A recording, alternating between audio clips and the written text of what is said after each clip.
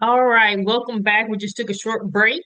Yes, and Sergeant Gray was talking about um, the basically the parade or the acknowledgement that you had done in Kansas City at 12th Street, and we're talking about the recent, which was what was it last month, where you had is it Lincoln High School had a, and you can explain more about that, but I don't know, it was around Veterans Day. Is that correct?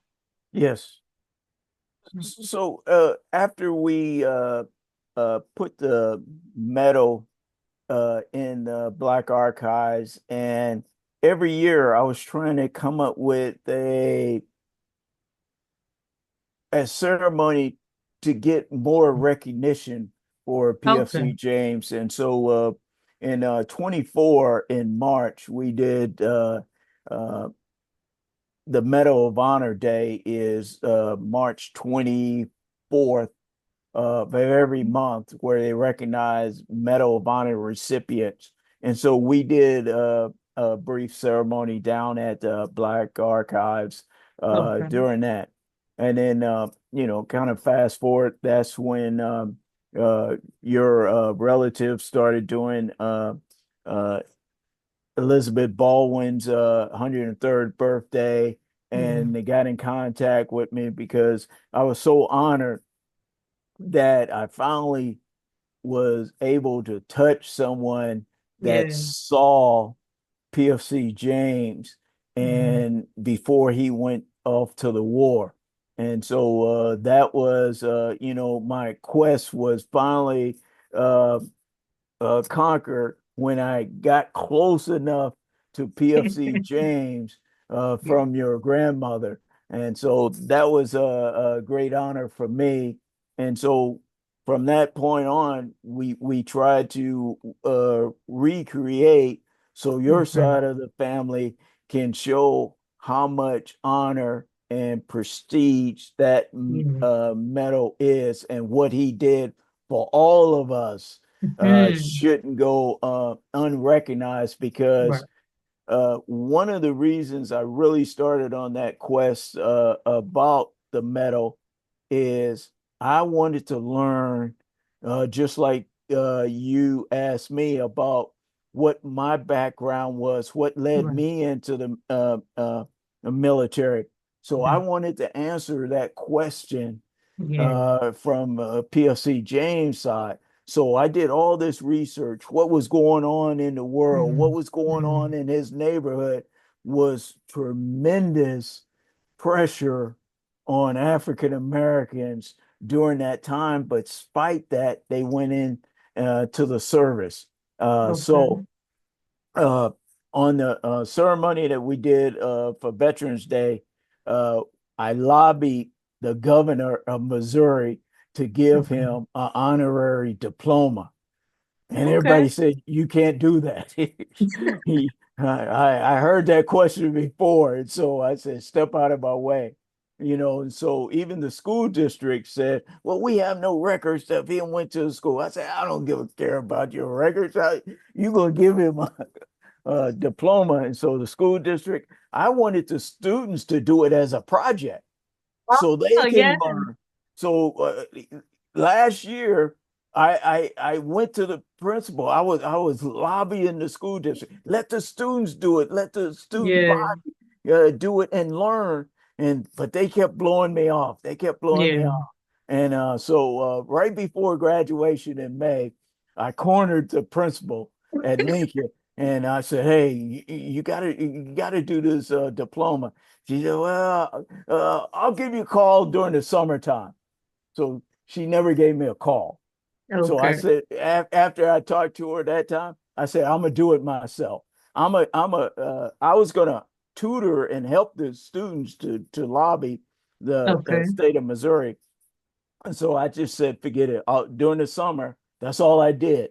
I submitted the application down there to as soon as that application hit, just to kind of application hit the Veterans Administration of the state of Missouri, they automatically called me up and rejected it.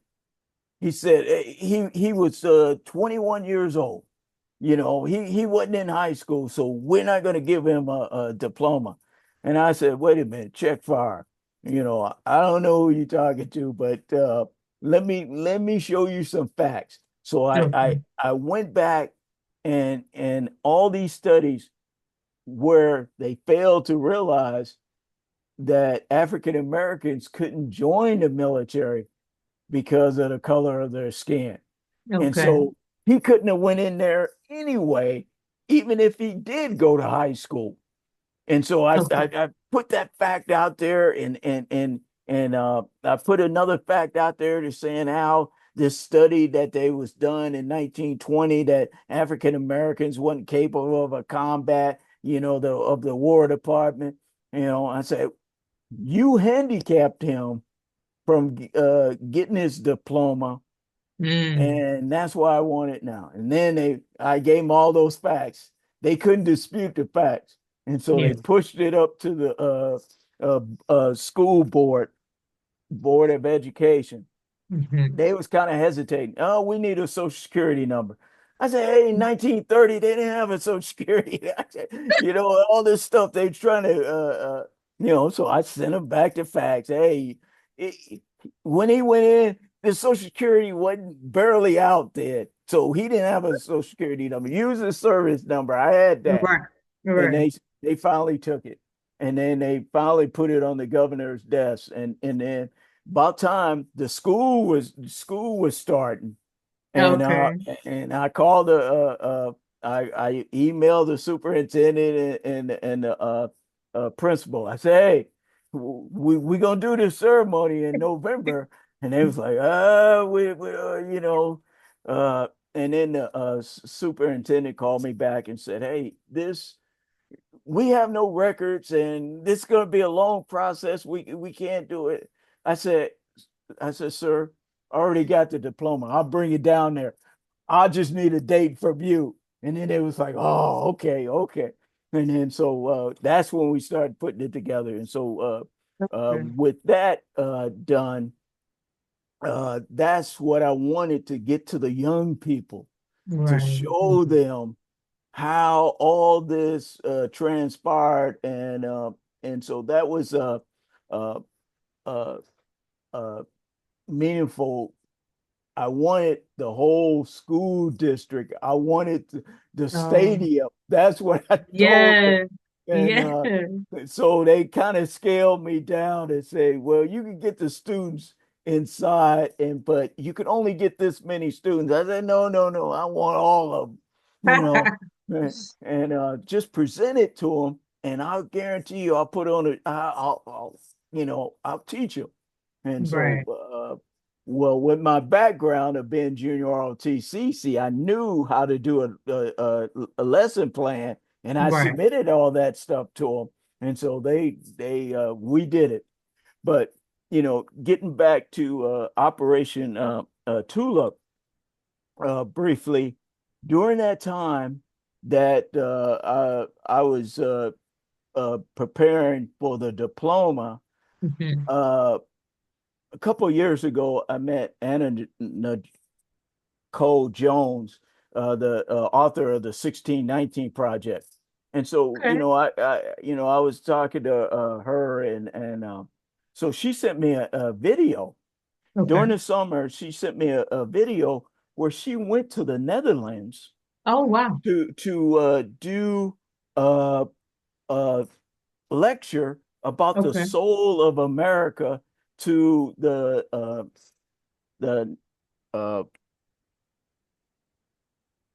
Netherlands, to okay. the black people over there in the Netherlands. There's a Oh, lot of them over there, and oh, so wow.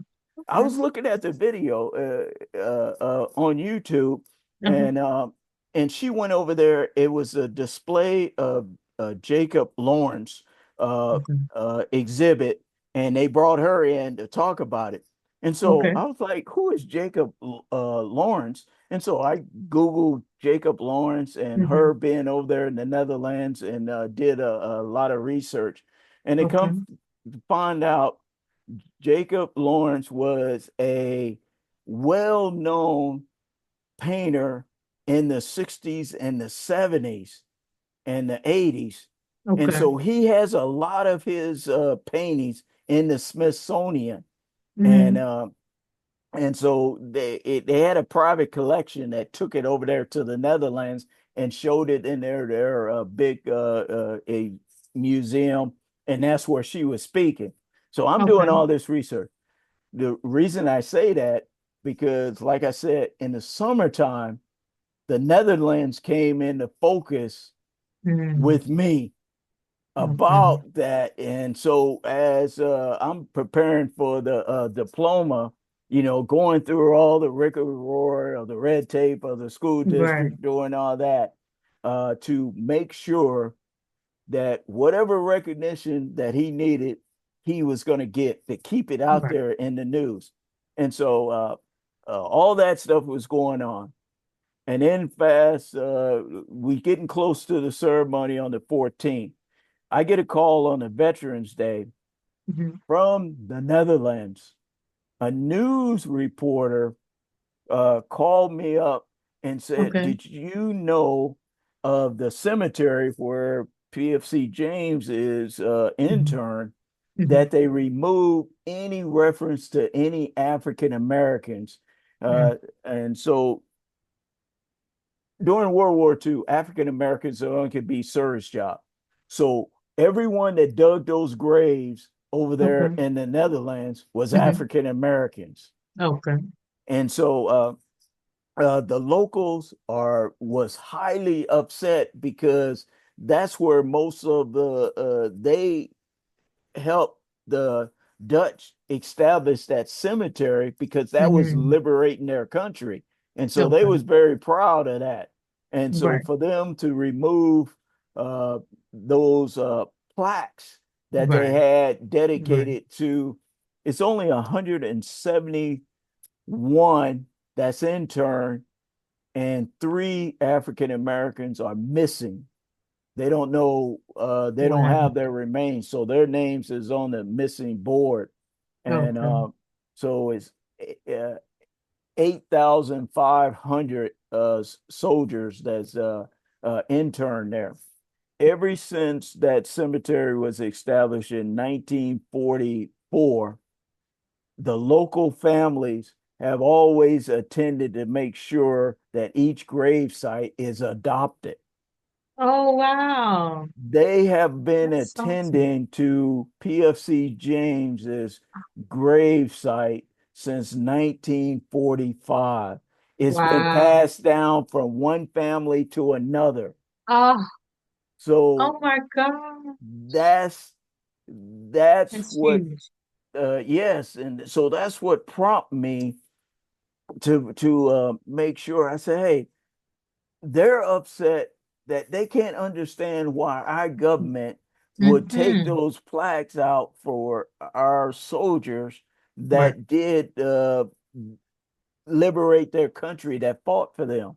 And so Right. that's why and they flew a news team, because I told them, I said, hey, you could talk to all of us, because I got this ceremony at Lincoln High School on Friday. So this is Okay. Monday. He calls me up Monday and tells me about them removing those plaques. And Okay. so I said, you know, I got this ceremony honoring PFC James with a honorary diploma on Friday. You more than welcome to come. Oh, they flew the news team in to make Wow. sure that they show that we're doing something, that we're Mhm. upset, because they couldn't get a hold to any other relatives Oh, of those okay. soldiers, of the 171 that's interned there. They couldn't find none of them. But Wow. someone heard that we put the PFC James's medal in the Black Archives, Ah, ah. and that's how they got in contact with me. Matter of fact, on that Monday, Mhm. Congressman Cleaver's office called me up and said, "Hey, these news reporters from the Netherlands want to talk to somebody about the PFC James medal. Is it Wow. okay for us to give them your information?" And I said, okay. And soon as she gave them the information, that's when I got the phone call. Okay. And so that's where, after we did the ceremony on uh, at the Lincoln High School and talking Okay. to the Netherlands reporter, they had us on the news there. Wow. It's been flashing on the news. Matter of fact, yesterday they sent me the number one uh, video of the news of them. The number one story over there is those plaques in the Wow. Netherlands. And Okay. so that was the start of it. And so Hmm. now I'm thinking about, okay, how do we take this a little bit bigger? Yeah. And so everybody knows uh, I'm pretty good at putting on a ceremony because I did a lot of them. And Yeah. so I said, hey, we're gonna adopt. They adopted our fallen soldiers over there, and Hmm. so as a veteran organizations in Kansas City, we need to adopt them and show them that we appreciate them putting Yes. those flowers and tending to our fallen soldiers. Right. And so and forget about the DEI and all that other stuff. I Hmm. said, hey, Hmm. these are American soldiers over there. And so everybody should be outraged that we're not recognizing those families uh, of, uh, of our fallen soldiers, where we can't take flowers and put it on the gravesite on Memorial Day, but they're doing it for us. Yes. And so Yes. we should thank them. And so there's Right. where Operation Tulip came up. And Okay. that's a flower that Right. Right. blooms in April in the Okay. Netherlands. That's their, I guess, Oh. their country flower. So Okay. so there's where the concept came up. So Okay.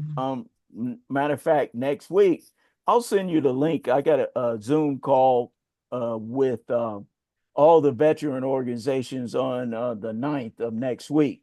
Okay. You could tune into it because Okay. I'm gonna ask them. I want to be able to take something over there and give it to all 8,500 uh, individuals that adopted grave sites for our fallen soldiers over Yeah. there, just to Wow. show them appreciation, because that's never been done before.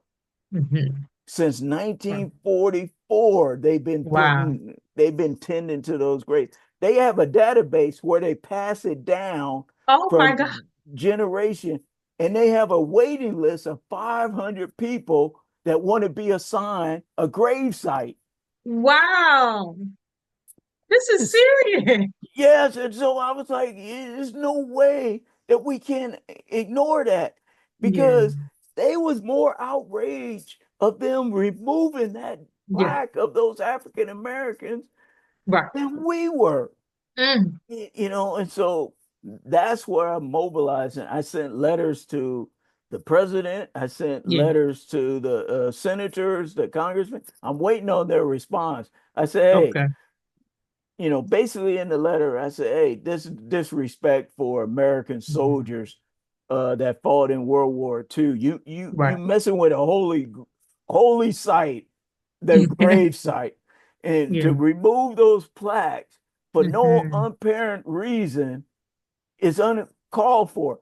Right. Either put the plaques back Right. or upgrade it with something Yeah. that Yeah. recognize their sacrifice. Right. And so that's basically what the letter is. So in the meantime, while I'm waiting on that response back from the letter, Okay. there's where I'm saying that I'm gonna go over there personally and thank those individuals. And I'm putting Okay. all that together and trying to Okay. raise money to Yeah. pay for something that we can give them, that they could Hmm. put in that, like a souvenir, that they could put Right. in their house and pass it down. Hey, I got this grave site, and boom, look at their appreciation. And so Right. there's where I'm rallying all the military service to support me. If not, they pretty much know I'm gonna do it on my own. I'm gonna Right. figure out something. Right. I, I'm I'm going over there regardless of what they're doing. So I'm trying to help them.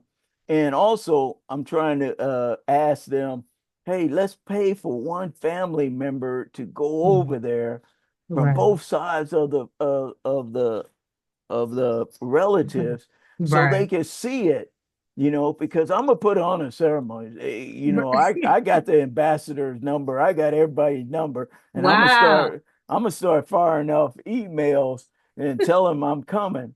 But Yeah. so what happened was uh, the locals protested so much, Wow. the ambassador gave them the plaques. Oh, okay. So just gave it to him. Okay. Yes. And my question, that's good and everything else because they was hollering the most. I guess they was yelling the most. And so he Okay. gave them the plaques. Okay. And my question to him will be, if my taxpayers pay for that plaque, I want Mm. those plaques in Kansas City. We'll put them in the Black Okay. Archives, or you're Okay. going to put them back. Right. If Right. we paid for them, who Right. gave you the right to give them Yeah. away? Give them You know, away. and I'll send you after this. I'll send you a link Okay. that yesterday they put the plaques outside of the cemetery. They built a temporary makeshift Oh, the memorial. people did. Yes, and outside Okay. of the gate in the Netherlands soil, and they put the Wow. plaques and they unveiled the plaques and they did a ceremony, and they put your uncle's name in a Wow. cornfield, so all the aircraft flying over can see his name Oh my in front of him. gosh. So No, I mean, that is so amazing. Like I said, and hearing your story, hearing the background and just, sorry, I'm at a loss for words. It's like, I know I want to say something. The term surreal doesn't even fully grasp what's going on. But to know somebody I didn't even get to meet, and someone my grandma knew of, but she rarely talked about talked about him. All this is going on. Something's going on in the Netherlands about an uncle of mine. And then the connection with you is just, it's almost one of those things where it's like, okay, we really are all interconnected at the end of the day anyway. But the power of story, the power of your history, and like you said, how you just ended up and while everybody was telling you no, and you went ahead and uh took the opportunity at Hickman Mills, and that's why I wanted to get this story out because like, what was the motivation? What is behind it? But also, like you said, even with uh PFC James, it's like what was he going through? What was he hoping? We can only kind of guess and speculate that maybe, I think with a lot of soldiers at that time, you're probably just like, okay, here's a way for me to make something of myself. I can have a job, maybe I send some, even with him getting married 2 weeks before he left, but maybe it's like, well, here's a way for me to take care of my wife. So yes, in the thing about being what it means to be a man and I appreciate you basically trying to make sure the young people see this because, and that's why I was asking you earlier about what is it in the Marines, what is in the military, that those kind of code of conduct, the code of the honor and the prestige and the self-respect, because I feel like we lost a lot of that in passing on in the generations, and that's why I think it's crucial and something that needs to start as kids, wait, maybe adolescent, I guess adolescent, teenage, because teenage might be too late, but maybe start early. And I see the military as a way of instilling that. And then once again, knowing where you come from and the stock from which you were born, you grew out of. I think it's then incumbent upon us, like you said, the people in the Netherlands was raising all kinds of havoc for something that our relative, we call them as we do in Kansas City, we all grab a hold, just like the Chiefs, we all like grab a hold to it. So we all grab a hold of PFC James, but they in an uproar, like you said, more than we are here. So it's incumbent upon us to say, what can we do? Or are we being our best? Are we living in with integrity? Are we a person of honor? Are we willing to push past the no's and not write nouns and that can't be done and willing to do it ourselves? So well, I guess the essence of what I'm saying is that in the story I hear so much of resilience, of persistence, of a warrior attitude, and it's something uh, I don't want to say that's not just limited to the military, but it's what I guess is help brings out in the military, but that also translates into everyday life and whatever it is that you are endeavoring to do. Yeah, absolutely. Because I try to tell young people, it's the first thing you should do when you wake up in the morning. You give thanks that you woke up Mm. and look in that mirror and don't lie to yourself. What are you going to accomplish today? What do you want to do? And tell yourself that, and don't lie to yourself. You Right, can lie to right, me all you want. You can go out and tell your grandparents, well, what are you going to do after you get out of high school? Well, I'm going to go be a doctor. No way. You will lie to them, but look yourself in the mirror. Do you want to be right. a young, a good, respectable young man and Hmm. make an Hmm. impact on somebody Right. else's life, and Yeah. a young lady that's going to do honorable and do good things in life and Right. be Right. successful? Just start in your neighborhood. Everybody in Yeah. your neighborhood Yeah. should know who you are, and get Hmm. out there and meet everybody. Right. Because I live in a neighborhood. I guarantee you, within 5 blocks, everyone knows who I am, because I Okay. make sure of that. Yeah. They'd be like, "Hey, how you like living out there?" I say, "Hey, they have to live with me. They got to get along with me. I ain't worried. They need to be."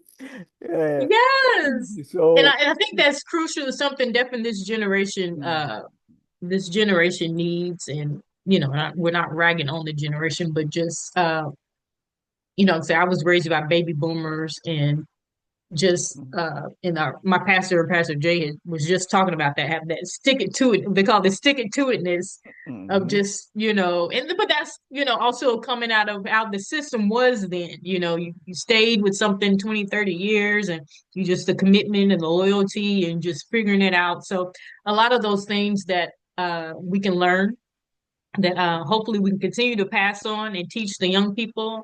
And hopefully they will be, I know they have a lot they have to tackle because there's a lot going on that I'm sure our ancestors probably didn't see this coming, they didn't anticipate this coming. But hopefully with the role models before us, um, and I believe that's the essence of what you're trying to do is make sure people know about PFC James and know the sacrifice and know that hey, he came from here. He came from right, around here. And absolutely. so I think that's also gives pride for people from Kansas City, to know, wow, this somebody right here in Kansas City, right in our own hometown. So And I'm just excited. Oh, go ahead. yeah, it cost him his life, because Yeah. I truly believe he went in understanding that he can make a better future for all of us, Yeah. and his family. He, Right. he focused on that and the Right. community, and Right. and so a lot of them, and that's why I kind of told the students in that speech that I Yeah. gave during that diploma, because another veteran of that World War II was Medgar Evers. He was, Really? yes, he was a Okay. veteran.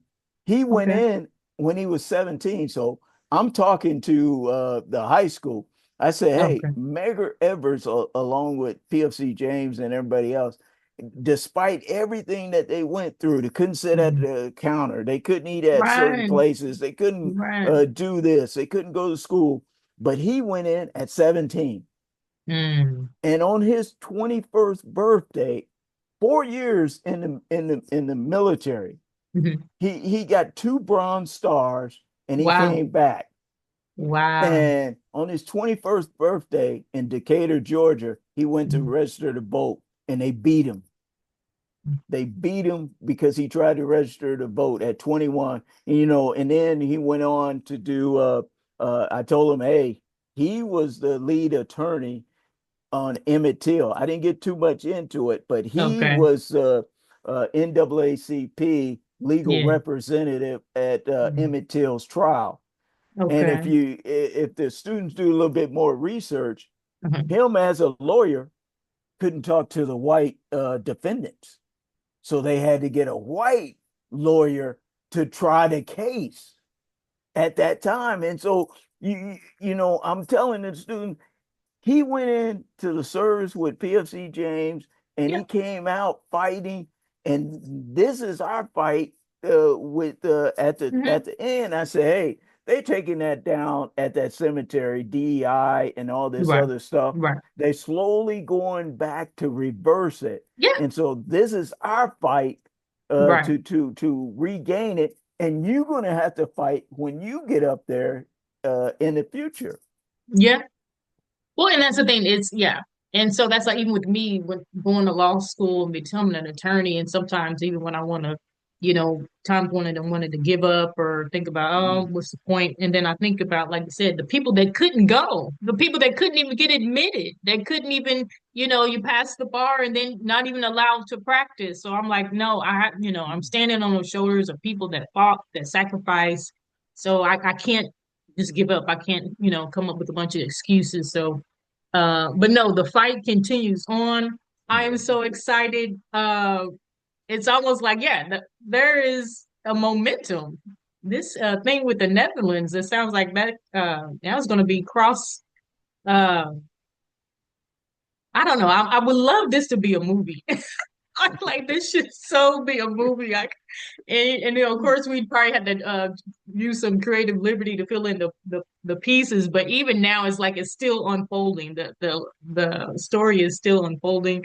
So definitely praying all goes well in the Netherlands. Hopefully, there will be a bond and a connection there. And the hope is that justice will win at the end of the day.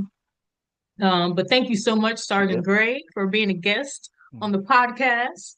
Um, yes, and like I say at the usually at the end of the podcast is keep fighting the good fight and make every second count. All right, great. Thank And thanks for having me. And I appreciate